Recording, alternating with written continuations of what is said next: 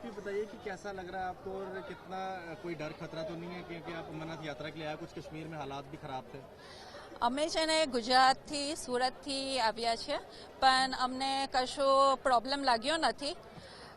ગયા વર્ષની સરખામણીએ અમને ડર હતો રસ્તામાં કે શું થશે કેવું થશે કારણ કે ઘણું અમે સાંભળ્યું હતું કે ત્યાં તોફાન ચાલે છે પણ ત્યાં યાત્રા બંધ છે ને એવું સાંભળેલું પણ અહીંયા કશું લાગ્યું નથી ને વધારામાં કે અહીંયાની સિક્યોરિટીએ ફૂલ સપોર્ટ અમને આપ્યો છે ને BSF કે વોટ્સએવર અમને બધી જ ફૂલ ફેસિલિટી મળી છે એટલે કશે શિકાયતનો સવાલ નથી આવતો. क्या मैसेज देना चाहोगे आप जो बाकी यात्री आ रहे हैं उनको लिए?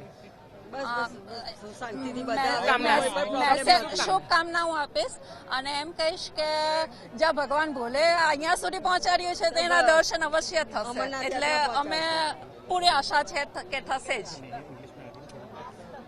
जी मनोज दानिज.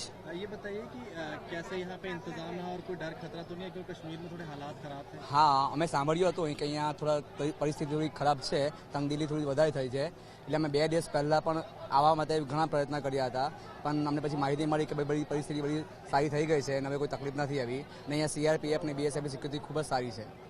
तो क्या मैसेज देना चाहोगे जो लोग आ रहे हैं? જે દર્શનાર્થીઓ અહીંયા આવવા માગે છે એમને હું કહેવા માગું છું તમે ચોક્કસ આવો.